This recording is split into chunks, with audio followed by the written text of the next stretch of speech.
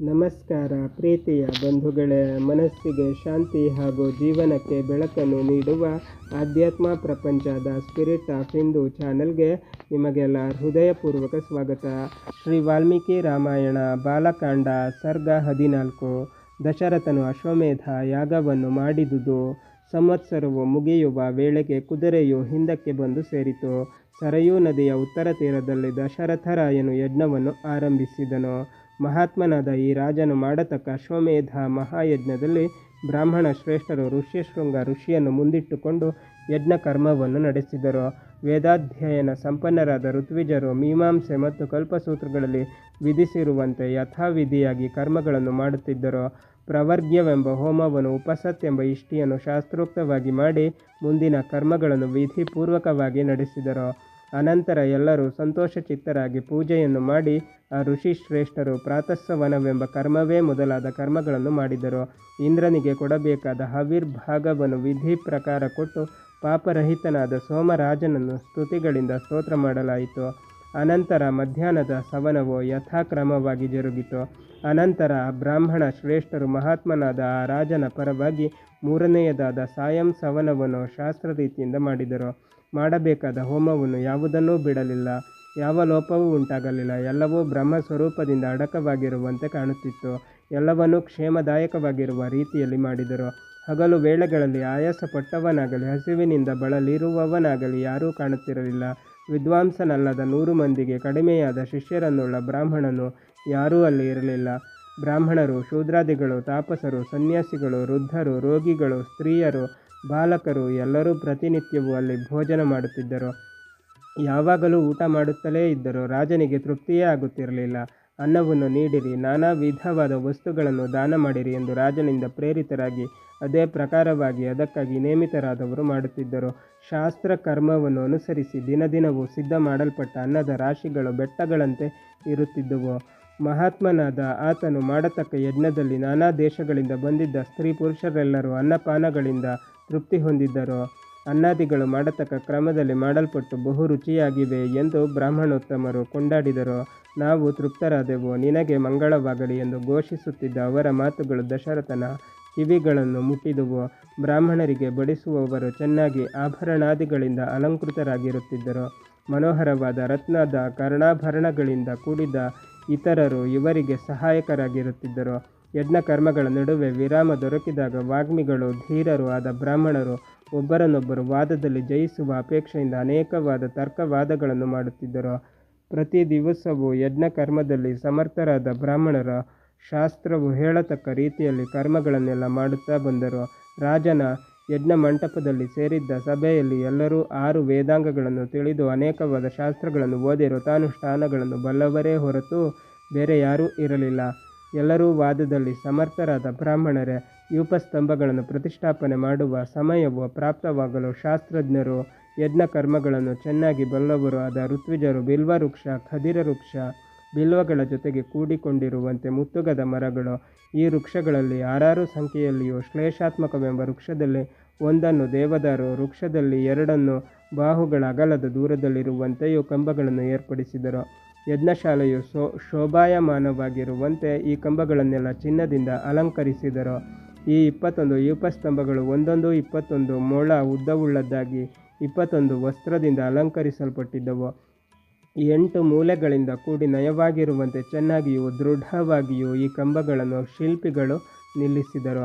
ವಸ್ತ್ರಗಳಿಂದ ಮುಚ್ಚಲ್ಪಟ್ಟು ಗಂಧ ಪುಷ್ಪಗಳಿಂದ ಅಲಂಕೃತವಾಗಿ ಈ ಸ್ತಂಭಗಳು ಅಂತರಿಕ್ಷದಲ್ಲಿ 7 ಋಷಿಗಳು ಪ್ರಕಾಶಿಸುವಂತೆ ಪ್ರಕಾಶಿಸುತ್ತಿದ್ದವು. ಶುಲ್ಬ ಕರ್ಮಗಳನ್ನು ಅರಿತವರಾದ ಬ್ರಾಹ್ಮಣರು ಅಳತೆಗೆ ಸರಿಯಾಗಿರುವಂತೆ ಇಟ್ಟಿಗೆಗಳಿಂದ ಅಗ್ನಿ ವೇದಿಕೆಗಳನ್ನು ಸ್ಥಾಪಿಸಿ ಅವುಗಳಲ್ಲಿ ಅಗ್ನಿಯನ್ನು ಸ್ಥಾಪಿಸಿದರು.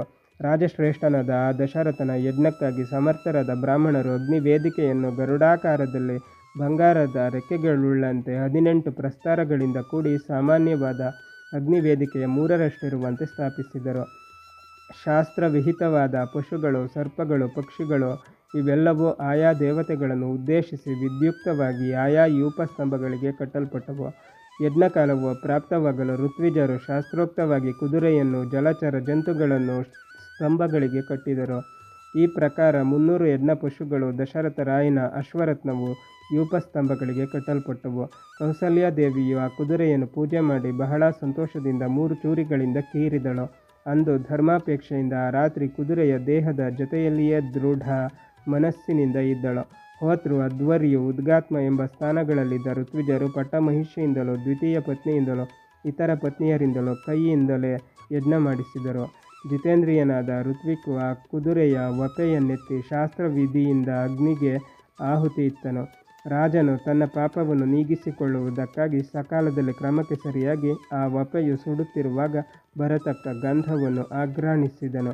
16 ಜನ ಬ್ರಾಹ್ಮಣರು ಕುದುರೆಯ ಅಂಗಗಳನ್ನೆಲ್ಲ ವಿಧಿ ಪ್ರಕಾರ ಮಂತ್ರೋಚ್ಚಾರಣೆ ಮಾಡಿ ಅಗ್ನಿಗೆ ಅರ್ಪಿಸಿದರು. ಇತರ ಯಜ್ಞಗಳನ್ನು ಮಾಡುವಾಗ ಹವಿರ್ಭಾಗವನ್ನು ಅಗ್ನಿಗೆ ಅರ್ಪಿಸುವುದಕ್ಕಾಗಿ ಪಕ್ಷವೆಂಬ ವೃಕ್ಷದ ರೆಂಬೆಗಳನ್ನು ಉಪಯೋಗಿಸುತ್ತಾರೆ. ಅಶ್ವಮೇಧ ಯಜ್ಞಕ್ಕೆ ವೇತಸವೆಂಬ ಮರದ ರೆಂಬೆಗಳಿಂದ ಹೋಮ ಮಾಡುತ್ತಾರೆ. ಕಲ್ಪಸೂತ್ರದ ಪ್ರಕಾರ ಅಶ್ವಮೇಧ ಯಾಗವು 3 ದಿನಗಳು ನಡೆಯತಕ್ಕದೆಂದು ಬ್ರಾಹ್ಮಣರು ನಿರ್ಣಯಿಸಿರುತ್ತಾರೆ. ಇದರಲ್ಲಿ ಮೊದಲನೆಯ ದಿನ ಮಾಡತಕ್ಕದ್ದು ಚತುಷ್ಟೋಮವೆಂದು, 2ನೆಯ ದಿನದ ಯಾಗವು ಉಕ್ತ್ಯವೆಂದು, 3ನೆಯ ದಿನ ಆಚರಿಸಲ್ಪಡುವುದು ಅತಿರಾತ್ರವೆಂದು ಹೇಳಲ್ಪಟ್ಟಿದೆ. ಇದರಂತೆಯೂ ಅನೇಕ ಶಾಸ್ತ್ರಗಳಲ್ಲಿ ವಿಧಿಸಲ್ಪಟ್ಟಿರುವ ಜ್ಯೋತಿಷ್ಠೋಮ, ಆಯುಷ್ಠೋಮ ಎಂಬ ಕ್ರತುಗಳನ್ನು 2 ಅತಿರಾತ್ರಗಳನ್ನು, ಅಭಿಜಿತ್, ವಿಶ್ವಜಿತ್, ಆಪ್ತೋರ್ಯಾಮ ಎಂಬ ಮಹಾಯಜ್ಞಗಳನ್ನು ಅಲ್ಲಿ ನೆರವೇರಿಸಲಾಯಿತು. ಯಜ್ಞಾಂತ್ಯದಲ್ಲಿ ವಂಶವೃದ್ಧಿಗಾಗಿ ಹೋತೃಸ್ಥಾನದಲ್ಲಿದ್ದ ಋತ್ವಿಜನಿಗೆ ಪೂರ್ವ ದಿಕ್ಕಿನ ದೇಶವನ್ನೆಲ್ಲ ದಾನವಾಗಿ ಕೊಟ್ಟನು. ಅಧ್ವರ್ಯ ಸ್ಥಾನದಲ್ಲಿದ್ದ ಋತ್ವಿಜನಿಗೆ ಪಶ್ಚಿಮ ದಿಕ್ಕಿನ ದೇಶಗಳನ್ನು, ಬ್ರಹ್ಮಸ್ಥಾನದಲ್ಲಿದ್ದವನಿಗೆ ದಕ್ಷಿಣ ದಿಗ್ದೇಶಗಳನ್ನು, ಉದ್ಗಾತೃ ಸ್ಥಾನದಲ್ಲಿದ್ದವನಿಗೆ ಉತ್ತರ ದಿಕ್ಕಿನ ದೇಶಗಳನ್ನು ಕೊಟ್ಟನು. ಈ ಪ್ರಕಾರದ ದಕ್ಷಿಣೆಯು ಪೂರ್ವದಲ್ಲಿ ಬ್ರಹ್ಮದೇವನು ಮಾಡಿದ ಅಶ್ವಮೇಧ ಮಹಾಯಜ್ಞದಲ್ಲಿ ನಿರ್ಮಿತವಾದುದು. ಅದರಂತೆ ಯಜ್ಞವನ್ನು ಕ್ರಮ ಪ್ರಕಾರ ಮುಗಿಸಿ ಪುರುಷಶ್ರೇಷ್ಠನಾದ ಆ ರಾಜನು ಯಜ್ಞ ಫಲವನ್ನು ಪಡೆಯುವುದಕ್ಕಾಗಿ ಭೂಮಿಯನ್ನೆಲ್ಲ ಋತ್ವಿಜರಿಗೆ ಕೊಟ್ಟುಬಿಟ್ಟನು. ಆದರೆ ಪಾಪವನ್ನೆಲ್ಲ ಕಳೆದುಕೊಂಡ ಆ ರಾಜನನ್ನು ಕುರಿತು ಋತ್ವಿಜರು ಹೀಗೆಂದರು: ಎಲೈ ರಾಜನೇ, ಈ ಭೂಮಂಡಲವನ್ನೆಲ್ಲ ರಕ್ಷಿಸಲು ನೀನೊಬ್ಬನೇ ಅರ್ಹನು. ಭೂಮಿಯಿಂದ ನಮಗೆ ಆಗಬೇಕಾದುದು ಏನೂ ಇಲ್ಲ. ಅದನ್ನು ಪಾಲಿಸಲು ನಾವು ಶಕ್ತರಲ್ಲ. ನಾವು ನಿತ್ಯವೂ ವೇದಾಧ್ಯಯನದಲ್ಲಿ ನಿರತರಾದವರು. ಇದಕ್ಕೆ ಬದಲಾಗಿ ಏನಾದರೂ ಸ್ವಲ್ಪ ದ್ರವ್ಯವನ್ನು ನಮಗೆ ಕೊಡು. ಮಣಿರತ್ನಗಳೇ ಆಗಲಿ, ಚಿನ್ನವೇ ಆಗಲಿ, ಗೋವುಗಳೇ ಆಗಲಿ, ಏನು ಸಿಕ್ಕುತ್ತವೋ ಅವನ್ನು ನಮಗೆ ಕೊಟ್ಟುಬಿಡು. ಭೂಮಿಯಿಂದ ನಮಗೆ ಪ್ರಯೋಜನವಿಲ್ಲ. ವೇದ ಪಾರಂಗತರಾದ ಬ್ರಾಹ್ಮಣರು ಹೀಗೆ ಹೇಳಲಾಗಿ ರಾಜನು 10 ಲಕ್ಷ ಗೋವುಗಳನ್ನು, 10 ಕೋಟಿ ಚಿನ್ನದ ನಾಣ್ಯಗಳನ್ನು, ಅದಕ್ಕೆ 4ರಷ್ಟು ಬೆಳ್ಳಿಯ ನಾಣ್ಯಗಳನ್ನು ಅವರಿಗೆ ಕೊಟ್ಟನು. ಋತ್ವಿಜರು ಇವನ್ನೆಲ್ಲ ಸ್ವೀಕರಿಸಿ ಎಲ್ಲವನ್ನೂ ಋಷ್ಯಶೃಂಗ ಮುನಿಗಳಿಗೂ ಧೀಮಂತರಾದ ವಸಿಷ್ಠರಿಗೂ ಒಪ್ಪಿಸಿದರು. ಆಗ ಆ ಬ್ರಾಹ್ಮಣೋತ್ತಮರೆಲ್ಲರೂ ಆ ದ್ರವ್ಯವನ್ನೆಲ್ಲ ಯಥಾನ್ಯಾಯವಾಗಿ ಹಂಚಿಕೊಂಡು ತಮ್ಮ ಸಂತೋಷವನ್ನು ವ್ಯಕ್ತಪಡಿಸಿದರು. ಅನಂತರ ಯಜ್ಞವನ್ನು ನೋಡಲು ಬಂದಿದ್ದ ಬ್ರಾಹ್ಮಣರಿಗೆಲ್ಲ ರಾಜನು ಬಹಳ ಸಂತೋಷಚಿತ್ತನಾಗಿ ಕೋಟಿ ಸಂಖ್ಯೆಯಿಂದ ಚಿನ್ನದ ನಾಣ್ಯಗಳನ್ನು ದಾನ ಮಾಡಿದನು. ಆಗ ಬಡ ಬ್ರಾಹ್ಮಣನೊಬ್ಬನು ಬೇಡಲಾಗಿ ದಶರಥನು ಶ್ರೇಷ್ಠವಾದ ತನ್ನ ಹಸ್ತಾಭರಣವನ್ನು ಕೊಟ್ಟುಬಿಟ್ಟನು. ಬ್ರಾಹ್ಮಣರೆಲ್ಲರೂ ಸುಪ್ರೀತರಾಗಲು ಬ್ರಾಹ್ಮಣರಲ್ಲಿ ವಿಶೇಷವಾದ ವಾತ್ಸಲ್ಯವನ್ನಿಟ್ಟಿದ್ದ ಆ ರಾಜನೇ ಆನಂದ ಬಾಷ್ಪವನ್ನು ಸುರಿಸುತ್ತಾ ಅವರೆಲ್ಲರಿಗೂ ಭಕ್ತಿಯಿಂದ ನಮಸ್ಕರಿಸಿದನು. ಭೂಮಿಯ ಮೇಲೆರಗಿ ಸಾಷ್ಟಾಂಗ ಪ್ರಣಾಮ ಮಾಡುತ್ತಿದ್ದ ಉದಾರಿಯಾದ ಆ ರಾಜನನ್ನು ಬ್ರಾಹ್ಮಣರು ವಿಧಿವತ್ತಾಗಿ ಆಶೀರ್ವಾದ ಮಂತ್ರಗಳಿಂದ ಹರಸಿದರು.